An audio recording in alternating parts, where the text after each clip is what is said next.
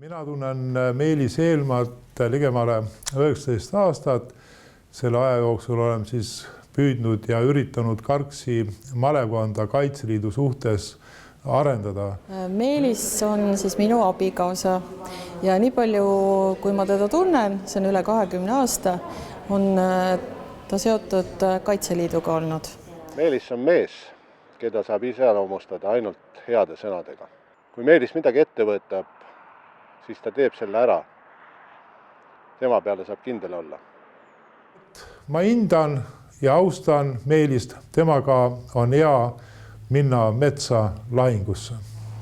Kes nii-öelda koos temaga on Kaitseliidu kas õppustel või mingitel sellistel tegevustel osalenud, siis alati on kiidusõnu jagunud nagu tema jaoks.